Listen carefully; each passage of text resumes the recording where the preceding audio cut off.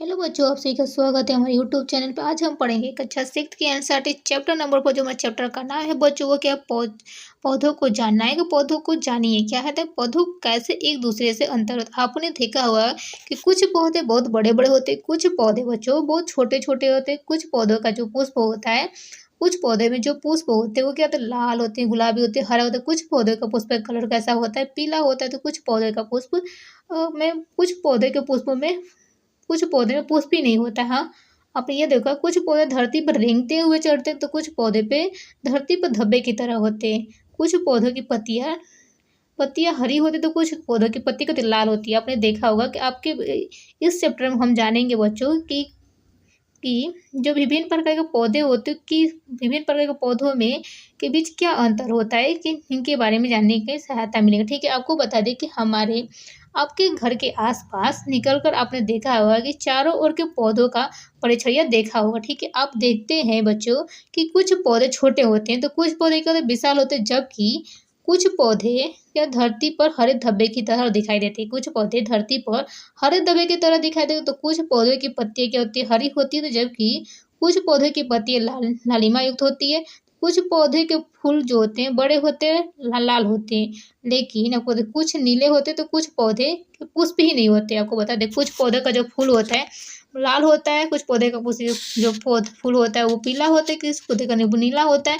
लेकिन कुछ पौधे के जो पुष्प होता है उसमें पुष्प ही नहीं होते हैं। कुछ पौधे के पुष्प में पुष्प ही नहीं होते। आपको बता दें कि आपने अपने अपने आपने अपने घर के आसपास के विद्यालय के रास्ते में अपने अपने विद्यालय जाते समय देखा होगा कि आपके बाग बगीचे एवं विद्यालय प्रांगण में अनेक हरे हरे पौधे। आप जब विद्यालय जाते हैं तो आपके विद्यालय में कि जो बगीचा है उस विद्यालय के प्रांगण में अनेक हरे भरे पौधे देखने को मिलते हैं। ठीक है, आइए हमको क्या करना है इस चैप्टर में, हम पौधे के विभिन्न भागों के विषय में, पौधे की जो विभिन्न पार्ट होते हैं, पत्तियां हैं, पेड़ का जो तना है, जो पुष्प है, उसके बारे में अध्ययन करेंगे। और इसमें हम विभिन्न विभिन्न प्रकार के पौधे के बीच क्या अंतर है उसको समझने में सहायता मिलेगा।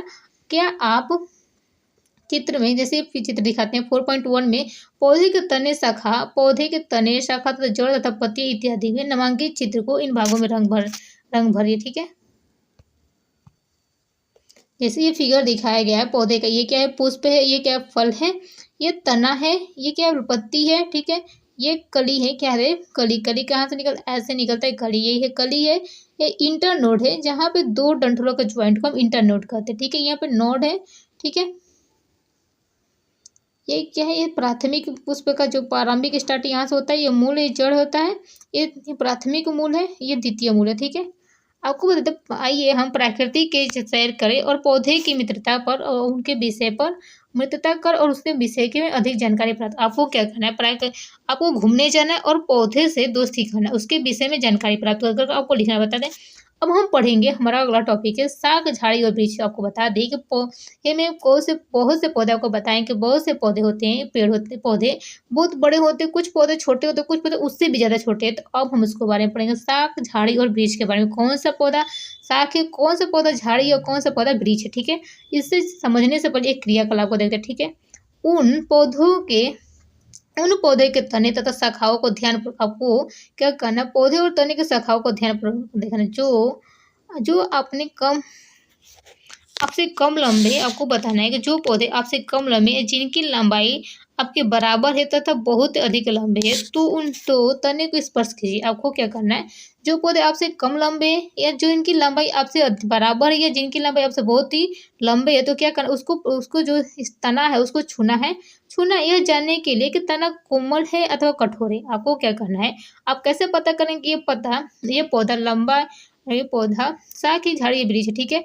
आपको करना है कि सारे पौधों को जाकर तने को छूना है और जानना है कि तना कोमल या कठोर है। इसे इसे धीरे से एक और मोड़ने का प्रयास किया। आपको पता है जैसे ही आप तने को मोड़ने का प्रयास करेंगे, ध्यान रखें कि वो टूटे नहीं। आपको क्या करना है, मोड़ने की बस कोशिश करना, वो तोड़ने की कोशिश नहीं करनी। ठीक है, लंबे पौधे के तने की मोटाई मापने का प्रयास करना। आपको बताते जो लंबा तना है, देखेंगे कुछ पौधे का तना छोटा है, कुछ पौधे का पौधा बड़ा है, कुछ का थोड़ा मिडिल है। आपको क्या करना है, उसकी मोटाई को नापने का प्रयास करना है।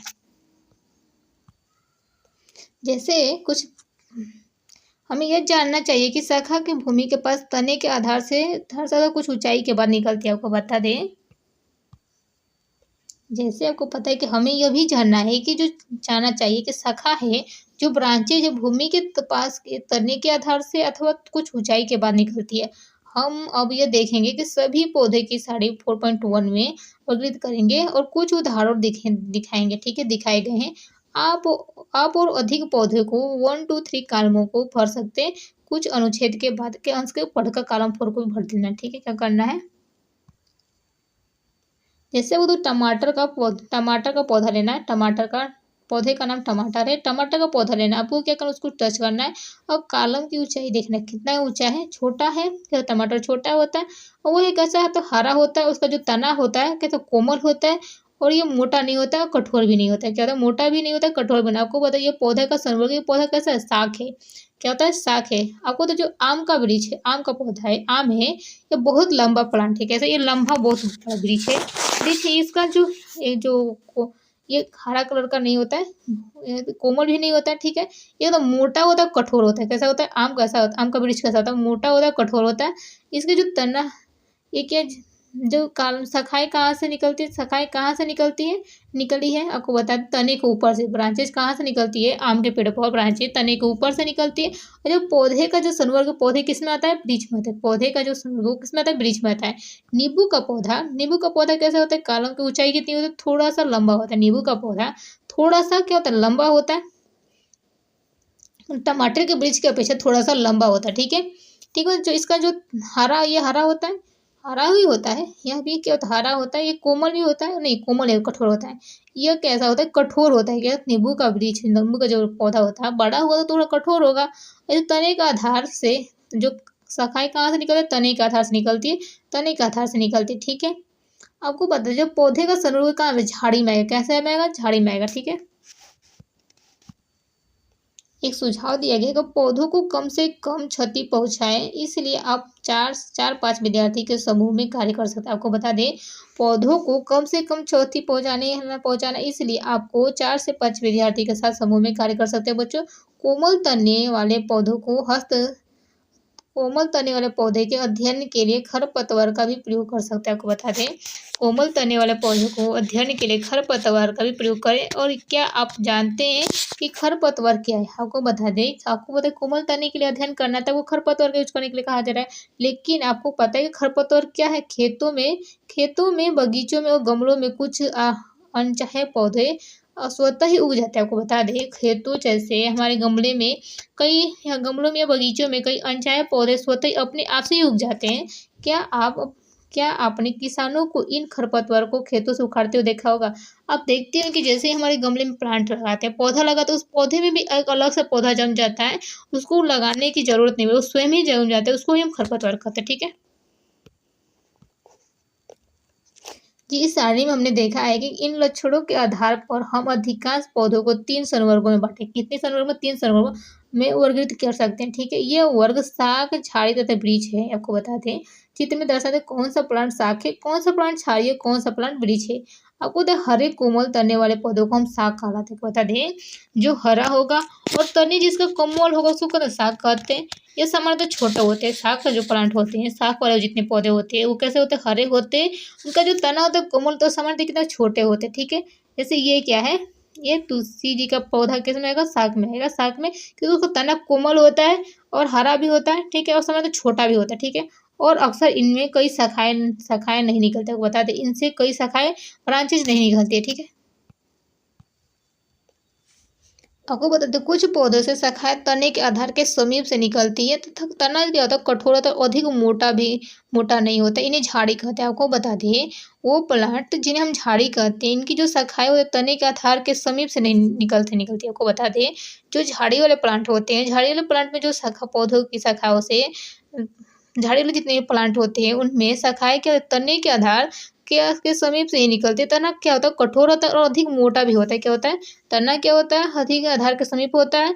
तना कठोर होता है परंतु अधिक मोटा नहीं होता है। क्या होता है, वृक्ष की अपेक्षा जो तना होता है मोटा नहीं होता। इन्हें हम झाड़ी कहते हैं, जैसे फिगर में दिखाया गया था। ठीक है, कुछ पौधे बहुत ऊंचे होते हैं तथा इनके तने सुदृढ़ एवं गहरे होते हैं। आपको बता दें कुछ पौधे के जो पौधे बहुत लंबे और ऊंचे होते हैं तथा उनके तने क्या होते हैं दृढ़ और गहरे होते हैं। इनकी शाखाएं भूमि से अधिक ऊंचाई पर तने के ऊपरी भाग से निकलते हैं। आपको बता दें जो इनकी शाखाएं होती है भूमि से अधिक ऊंचाई पर तने के ऊपरी भाग से निकलते हैं, जिन्हें हम वृक्ष कहते हैं।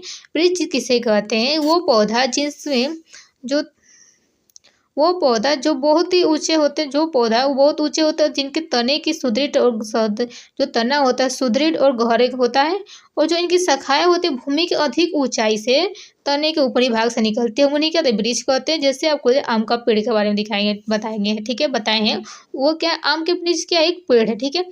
उपयुक्त पौधे के अभिलक्षण का अभिलक्षणों के बता उपयुक्त अभिलक्षणों के आधार पर क्या आप सूचीबद्ध या पौधों की वर्गीकृत कर सकते हैं, यानी उसको 4.1 में के कॉलम 4 में भर सकते हैं, ठीक है। पहले जानना चाहती है कि मनी प्लांट, सेम तथा लौकी। आपको बता दें कि जो मनी प्लांट है, सेम तथा लौकी तथा अंगूर के तने किस प्रकार के हैं। इनमें से कुछ पौधों को देखिए और इनको साग झाड़ी तथा पेड़ में किस प्रकार भिन्न। आपके विचार इनमें से कुछ ऊपर चढ़ाने के सहारे की आवश्यकता क्यों पड़ती है। आपको बता दें आपके विचार से इनमें से कुछ को ऊपर चढ़ाने के लिए सहारे की आवश्यकता क्यों। आपने देखा होगा हमारे घर में मनी प्लांट का पेड़ होता है, सेम या लौकी का जो अंगूर का पौधा होते हैं, इन पौधों को ऊपर चढ़ाने के लिए हम किसी डंडे की सहायता से या किसी सपोर्ट की सहायता से ऊपर चढ़ाते हैं कि ऊपर की तरफ बढ़े, ठीक है। इनको क्यों सहायता पड़ती है, क्यों पड़ती है, इनको आवश्यकता। ये पेड़ शाखें झाड़ी या पेड़ इनके बारे में आपको बताना, ठीक है। आपको बता दें कमजोर तने वाले पौधे सीधे खड़े नहीं हो सकते। आपको बता दें जिनका तना कमजोर होगा बच्चों वो सीधे खड़े नहीं हो पाते, नहीं हो सकते। ये भूमि पर ही क्या तो फैल जाते, इन्हें बिसर्पी लता कहते हैं। आपको बता दें कि फिगर में दिखाया गया जितने भी लौकी है, कोहड़ा है, इनको आपने देखा होगा कि जमीन तरबूज है, खीरा है, क्या इनको हम देखते हैं कि जमीन पर ही क्या फैल जाते हैं। कमजोर तने वाले पौधे को सीधे खड़े नहीं हो सकते, ये भूमि पर ही फैल जाते, इन्हें बिसर्पी लता कहते हैं, बिसर्पी लता। जबकि कुछ पौधों की सहायता से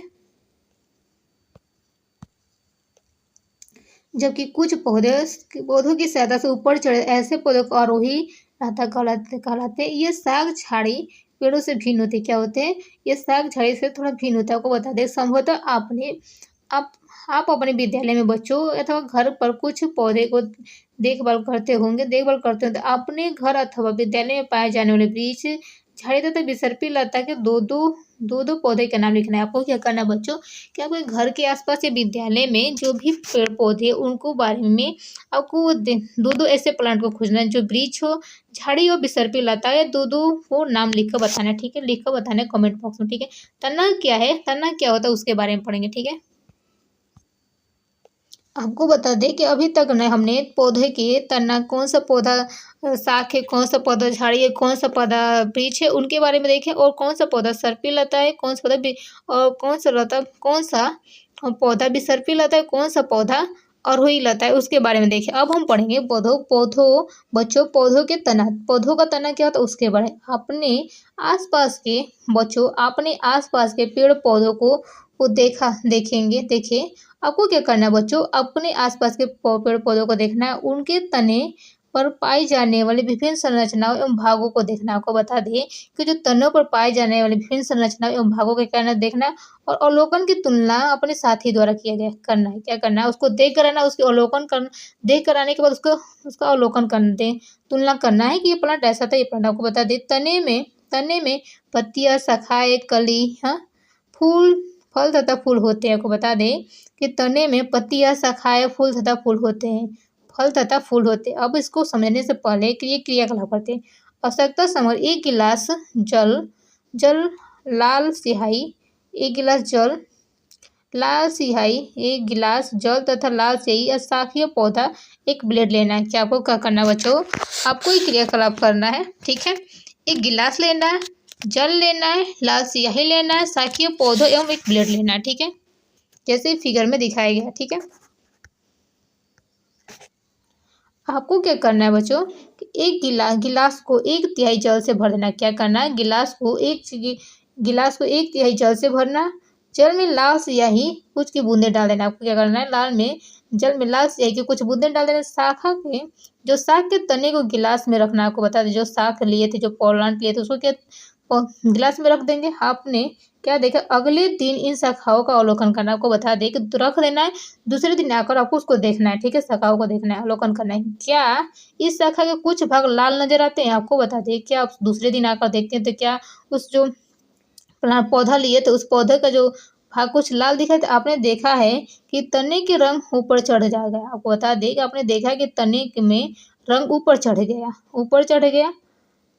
अगर इन लंबे समय तक रखा जाए तो रंग पत्तियों और सिराओं पर भी आ जाता है, आ भी जाता है। आपको बता दें, और लंबे समय तक रखा जाए तो जो पौधे में पत्तियां है और सिराओं के बीच में भी क्या होता है, रंग आ जाता है। रंग पत्तियों और सिराओं में भी आ जाता है। ठीक है, क्या आप बता सकते हैं कि लाल रंग यहाँ तक कैसे पहुंचा? आपको बता दें कि आप बता सकते हैं बच्चों कि आप जो लाल रंग है यहाँ तक कैसे पहुंचा। आपको क्या करना है, एक गिलास लेना है, उसमें 1/3 जल डालना है, उसमें लाल स्याही डाल देना और एक प्लांट का पौधे का थोड़ा सा एक तना तोड़ कर लाकर उसमें डाल देना। ठीक है, अब उसको एक दिन के लिए रख दीजिए। दूसरे दिन आकर उसको देखेंगे कि जो लाल स्याही था, शाख के कुछ भाग लाल नजर आते हैं। आपको बता दें, जो लाल स्याही के कारण शाख का जो प्लांट लिए थे, उस पौधे के कुछ भाग लाल दिखाई देता है। ठीक है, और उससे अगर अब एक दिन रखे तो उसका कुछ भाग लाल दिखा, अगर 2-3 दिन रख दे तो उसका कुछ लंबे समय तक रखने के बाद क्या होगा, जो रंग है वो पत्तियों तथा सिराओं के में भी क्या होता है, पहुंच जाता है। आप बता सकते हैं कि जो रंग है यहाँ तक कैसे पहुंचा, उसके बारे में। हाँ, देखिए क्या करना है, ये लिए थे तो इसको कुछ भाग को काट कर देखते हैं। जब तना को काट कर देखते हैं, ऐसा ऐसा दिखाई था। आपको बता दें कि तने में जल ऊपर चढ़ता है, तने के खुले सिरे का विधुवत तीर से दिखाया गया। ठीक है, अब देखेंगे कि इस क्रियाकलाप में हमने देखा कि जल क्या है, तने में ऊपर की ओर चढ़ता है, तने की सहायता से ऊपर की ओर चढ़ता है। अर्थात तना क्या है, तना जल का संवहन करता है। आपको बता दें, तना क्या है, तना ही पौधों को तने के माध्यम से जमीन से जल का संवहन होता है। ठीक है, तना क्या है, जल का संवहन करते हैं। लाल स्याही की भांति ही जल में विलीन खनिज जल के साथ तने में ऊपर पहुंच जाता है। को बता दें, जो लाल स्याही की भांति जल में जो विलीन खनिज था, वो जल के साथ तने में ऊपर पहुंच जाता है। आपको बताए कि जो तना क्या जल का संवहन करता है, तना का काम कार्य क्या होता है, जल का संवहन करना। अब तो हम तने के बारे में पढ़े, अब हम पढ़ेंगे पत्ती क्या होता है उसके बारे में पढ़ेंगे। ठीक है, पत्ती के बारे में पढ़े। आपको बता दें कि आपने आसपास के पौधों को, पत्तियों को देखकर अपनी नोटबुक में उनके चित्र बनाना। आपको क्या करना है बच्चों, अपने आसपास के जितने भी पत्तियां हैं, सारे प्रकार की पत्तियों को तोड़ कर लाना, उनको पत्तियों को नोटबुक में देखकर उनकी नोटबुक बनाकर चित्र बनाकर रखना। ठीक है, क्या करना है, आप इन सभी की आकृति, आकार का रंग एक जैसे हैं। आपको क्या करना है कि आपको देखना है कि सभी के जितनी पत्तियां आसपास से तोड़ कर लाइए, उसको नोटबुक में रखकर पत्तियों को देखकर उनको नोटबुक में चित्र बनाइए और इन सभी का आकार, आकृति और एक जैसे आपको देखकर बताना है। ठीक है, यह तने के किस प्रकार से जुड़ी, आपको बता दें तने से किस प्रकार जुड़ी है। तना पत्ती का वह भाग जिसके द्वारा वह तने से जुड़ती है। आपको बता दें, पत्ती का वह भाग बच्चों जो तने द्वारा जुड़ती है, पर्णवृंत कहलाता है। पर्णवृंत का, जैसे आपको बताइए पत्ती है, पत्ती कैसे तने से जुड़ी है, तो इस भाग को क्या पर्णवृंत कहते हैं, प्रवृंत कहते हैं। ठीक है, पत्ती के चपटे भाग को फलक कहते हैं। जो पत्ती का जो ये चौड़ाई है, उस भाग को क्या कहते हैं, फलक कहते हैं। फलक कहते हैं। क्या आप अपने आसपास के पौधों की पत्तियों को, इन भागों की पहचान कर सकते हैं कि क्या सभी पत्तियों में प्रवृत्त होता है? आपसे कोई कह दे कि आप जाइए नीम का पत्ता तोड़ कर लाइए, अगर आप नीम के पत्ता में तोड़ कर देखते हैं तो क्या उसमें प्रवृत्त होता है? वो तने से किस प्रकार जुड़ा होता है? प्रवृत्त की सहायता से तने में नीम के पत्तियों में प्रवृत्त नहीं पाया जाता, क्योंकि डायरेक्ट जुड़ा होता है। ये जैसे नीम का तना है, उस तने से पत्ती ऐसे यहाँ पे डायरेक्ट जुड़ा होता है। क्या होता है, यहाँ पर डायरेक्ट जुड़ा होता है। नीम के पेड़ में जिसकी पत्तियां होती है उसमें प्रवृत्त नहीं पाया जाता। पत्ती के विषय में और अधिक जानकारी प्राप्त करने के लिए आइए आप उसकी छाप लेते हैं। आपको बता दें कि पत्ती के विषय में आपको अधिक जानकारी प्राप्त करना है बच्चों, तो उसकी छाप लेना है। क्या करना है, उसकी छाप लेना। यदि आप यदि आप बच्चे सोचते हैं कि पति के विषय छाप नहीं छोड़ सकता, आपका विशेष छाप नहीं छोड़ सकता है, तो यह क्रियाकलाप आपको पुनर्विचार पर मजबूर कर देगा, ठीक है। आपको बता दें क्रियाकलाप 3 में देखते हैं, आपको क्या करना है, एक पत्ती को एक सफ़ेद कागज़ अथवा अपनी कॉपी के पन्ने के नीचे रखना है। आपको क्या करना है बच्चों, जैसे हम क्या करना है, एक पत्ती लेना है, उस पत्ती को एक सफ़ेद कागज़ अथवा कॉपी के पन्ने के नीचे रख देना, ठीक है। ठीक है, दर्शाया गया चित्र में देखना है। देखिए जैसे यहाँ पर रखा गया, तो इस तरीके से एक ही स्थान पर दबाकर दबाकर दबाकर पकड़ रखें। आपको बता दें कि इस तरीके से एक ही स्थान पर दबाकर पकड़ कर रखें, ठीक है। अपनी पेंसिल को तिरछा को पकड़िए, पेंसिल को तिरछा और उसके नोक से कागज के उस भाग को नीचे जिसके नीचे पत्ती धीरे धीरे रगड़ना। आपको क्या करना है, एक पत्ती लेना, पत्ती को नीचे कॉपी के पन्ने के नीचे रख देना है। उसके बाद क्या करना है, आपको पेंसिल को लेकर उसको नोक से क्या धीरे धीरे रगड़ना है, ठीक है। धीरे धीरे रगड़िए। आपको कुछ रेखाओं की सहायता से छाप दिखाई देती है?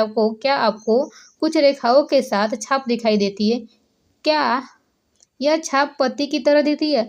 जैसे हम उस पर रगड़ते हैं तो कुछ रेखाएं जैसी छाप दिखाई देने लगती है। रगड़ते रगड़ते पेंसिल को क्या रहता है कि पत्ती की छाप उतर जाती है। क्या छाप पत्ती की ही तरह होती है?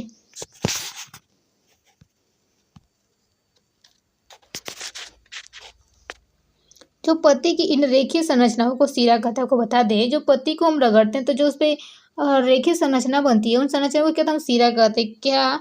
आप क्या आपको पत्ती के मध्य में एक मोटी सिरा दिखाई देती है? आपको बताएं, जो पत्ती की जो रेखीय संरचना है उसको सिरा कहते हैं, लेकिन आपको जो पत्ती होती है, पत्ती के मध्य में एक मोटी सिरा बनती है जिनके हम मध्य सिरा कहते हैं। क्या है?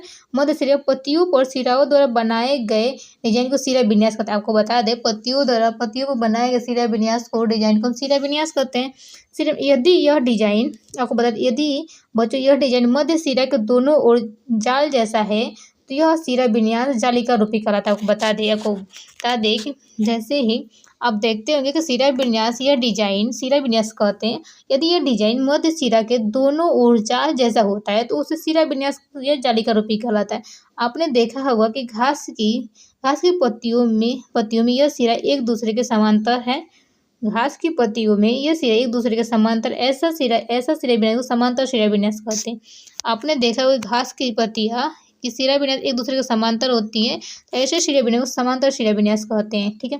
विभिन्न पौधों की पत्तियों को बिना तोड़े उनके सिरा विन्यास का अध्ययन करें। आपको बता दें, विभिन्न पौधों को देखना, उन पत्तियों को बिना तोड़े सिरा विन्यास का अध्ययन करना है।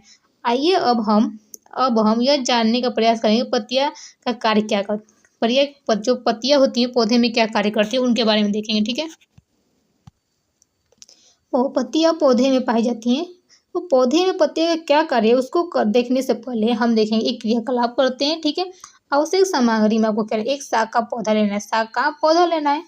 साग का पौधा पॉलीथीन के 2 पारदर्शी थैले तथा कुछ धागा लेना है। आपको बता दें, आपको एक क्रियाकलाप करना, आपको क्या करना, आवश्यक सामग्री में क्या क्या लेना है। आपको एक साग का पौधा लेना है, पॉलीथीन के 2 पारदर्शी थैले लेना है, पॉलीथीन के 2 पारदर्शी थैले जिसको बाहर से देखा जा सके उसको पारदर्शी थैले कहते हैं, ठीक है। कुछ धागा लेना है। देखिए, हम पत्तियों के सिरा विन्यास के बारे में पढ़े। देखिए ये मध्य सिरा है, ये जो फैले ये सिरा है, ठीक है। ये मध्य सिरा है, और जो इसमें छोटी छोटी संरचनाएं दिख रही हैं, ये पीपल का पत्ता में जो दिखा रहा है, जो छोटी छोटी संरचनाएं दिख रही हैं, तो उसको हम सिरा विन्यास कहते हैं। जालिका रूपी सिरा विन्यास है। कैसे? अगर आपने देखा होगा कि जो पीपल की पत्ती होती है सड़ जाती है तो जाली की तरह दिखाई देती है। कैसी? जाली की तरह दिखाई, उसमें जालिका रूपी सिरा विन्यास पाया जाता है। आपने ये देखा, ये साग है, घास है, घास में क्या होता है, समांतर सिरा विन्यास होता है। उसको वो सड़ने पर चाहे कई ऐसे भी देखने पर वो समान सिरा विन्यास दिखाई देती है, उसमें उबड़ खाबड़ की तरह नहीं दिखाई देता, ठीक है। आपको पता है क्या करना है, इस क्रियाकलाप को दिन के समय करना है। कौन सा क्रियाकलाप? आपको देखना है कि पत्ती में क्या कार्य है, तो क्या करना है, इस क्रियाकलाप को दिन के समय करना, जब धूप खिली हो तो ठीक है। इस क्रियाकलाप के लिए आपको स्वस्थ भली भांति संचित या धूप में रखे हुए पौधे को लेना है चाहिए। आपको क्या करना है, पौधा आपको क्या, एक 2 प्लास्टिक की थैलियाँ लेना था जिसमें पारदर्शी हो, और धागा लेना था, और एक साग का पौधा लेना था। आपको कौन सा पौधा लेना है, जो पौधा भली भांति संचित और धूप में रखे हुए पौधे लेना चाहिए, ठीक है। किसी किसी पौधे की पत्ती वाली शाखा को चित्रानुसार एक पॉलीथीन की थैली में ढक कर धागे से बांध दीजिए। क्या करना है, किसी पौधे की पत्ती वाली शाखा को चित्र में दिखाएगा, अभी दिखाते हैं हम आपको। क्या करना है कि पॉलीथीन की थैली से ढक कर धागे से बांध दीजिए। दूसरे पॉलीथीन की खाली खाली थैली पर बांध देना। आपको क्या करना है, दूसरे पॉलीथीन की खाली थैली पर धागे बांधकर धूप में रख दीजिए। कुछ घंटों के बाद पॉलीथीन की थैली के आंतरिक पृष्ठ को ध्यानपूर्वक देखिए। आपको बता दें, जो कुछ घंटों के बाद पॉलीथीन की थैली आंतरिक पृष्ठ को और ध्यानपूर्वक देखिए, आप क्या देखते हैं कि किसी थैली के अंदर जल की बूंदें दिखाई देती है।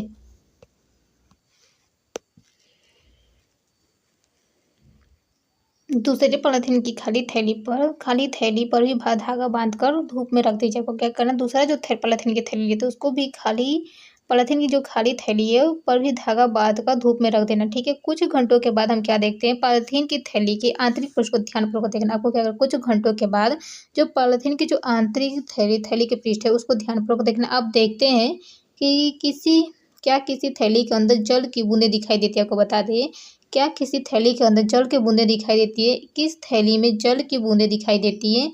क्या आप बता सकते हैं कि यह बूंदें कहाँ से आई है, क्या आप बता सकते हैं यह बूंदें कहाँ से आई है। आपको बता दें क्रियाकलाप, यह आपको परीक्षण करने के बाद आपको पॉलीथीन की थैली को हटा देना, ठीक है।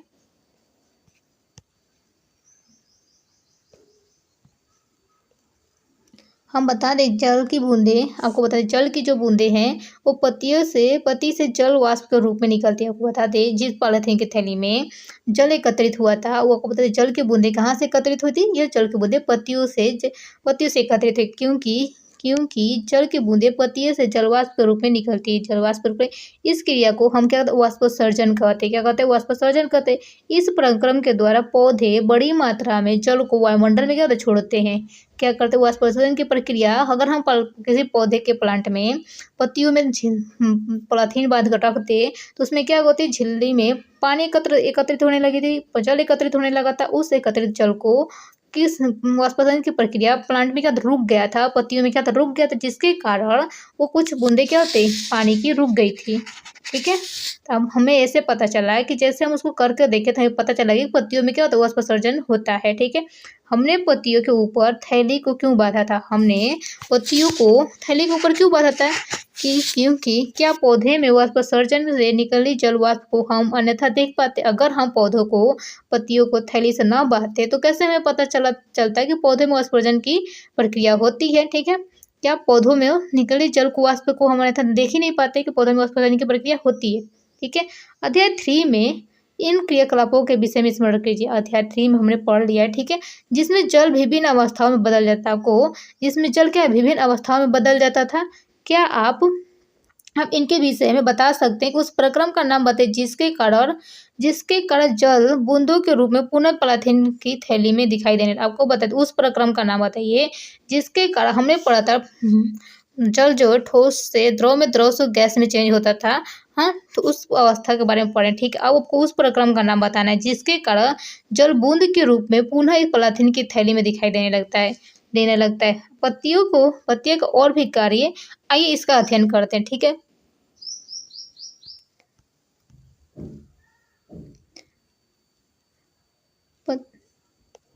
पत्तियों को और भी कार्य का अध्ययन करने से क्रियाकलाप करते हैं। आपको आवश्यक सामान्य क्या क्या लेना है, पत्ती लेना है, स्पिट, बीकर, प्रखनली, बर्नर, जल, प्लेट और सोडियम आयोडीन का विलयन लेना, ठीक है।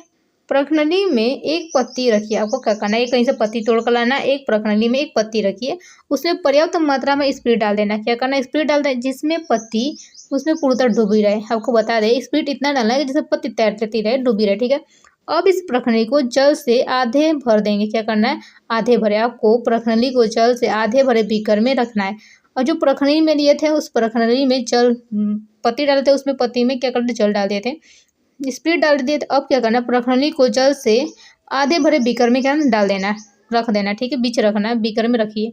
बीकर को उस समय तक गर्म करते रहें जब तक कि पत्ती हरा रंग पूर्णतः बाहर ना निकल आपको बताते हैं बीकर को उस समय तक गर्म करना है जब तक कि बच्चों जो पत्ती का जो हरा कलर है ना पूर्णतः बाहर ना निकल जाए। ठीक है, निकल जाता है। अब क्या करना है आपको, पत्ती को प्रखंडली के सावधानी पूर्वक बाहर निकालना है। आपको क्या करना है, पत्ती को सावधानी पूर्वक प्रखंडली से बाहर निकालना है और जल से भली भांति धोए। आपको क्या करना है, जो प्रखंडली को हम रखे थे, पत्ती को प्रखंडली में उसको सावधानी पूर्वक बाहर निकालना है और उसको भली भांति निकाल कर उसको धोइए। इसे प्लेट में रखकर आयोडीन विलयन में कुछ बूंदे डालते हैं। आपको बता दें, धोने के बाद क्या करना है, आपको प्लेट में रखकर उसको आयोडीन के विलयन के कुछ बूंदे डाल देना। ठीक है, अब क्या देखते हैं कि आपने किस चर्चा की तुलना कर अध्याय 1 में खाद्य पदार्थों के विभिन्न पोषकों की उपस्थिति का परीक्षण के समय किए गए परीक्षण का क्या कीजिए। ठीक है, क्या इसका अर्थ है कि पानी में, आपको बताइए क्या इसका अर्थ है कि पत्ती में मंड है। अध्याय 1 में हमने देखा था कि कच्चे आलू में भी मंड उपस्थित होता है। क्या होता है, आपको याद है कि हमने पढ़ा था कि कच्चे आलू में भी क्या होता है। कच्चे अध्याय 1 में हमने देखा था कि कच्चे आलू में क्या मंड उपस्थित है। आलू में यह मंड पौधे के अन्य भाग से कहाँ आकर एकत्रित हो जाए। आपको बता दें, आलू में जो ये स्टार्च होता है या मंड होता है पौधे के अन्य भाग से एकत्रित हो जाता है, आकर एकत्रित हो जाता है। परंतु पत्तियां, देखिए जिस प्रयोग के बारे में पढ़े थे, क्या करना, एक पत्ती लेना है, उसको जब तक एक बीकर स्प्रिट और परखनी लेना, परखनी में डालकर और स्प्रिट डाल देना। स्प्रिट एक बीकर में आधा भरा जल डालिए, उसको परखनी को पानी में डाल देना। उसको जब तक गर्म करना तब तक परखनी जो पत्ती का कलर है वो हरा कलर अपना छोड़ दे, तब तक उसको गर्म करना। फिर उसको क्या करना, अच्छे से निकाल कर परखनी से बाहर निकल को अच्छे से धोइए और धोने के बाद उसको क्या करना है, आयोडीन का विलयन में डाल देना। ठीक है, अब हम क्या देखते हैं, जो पौधे में और हरे रंग के पदार्थ की उपस्थिति में अपना भोजन बनाती है। आपको पता है जो पत्तियां होती है हरे रंग के पदार्थ की उपस्थिति के कारण अपना भोजन बनाती है। इस प्रक्रिया में जल एवं कार्बन डाइऑक्साइड का उपयोग करते हैं। आपको बता दें, इस प्रक्रिया में जो पौधे होते हैं,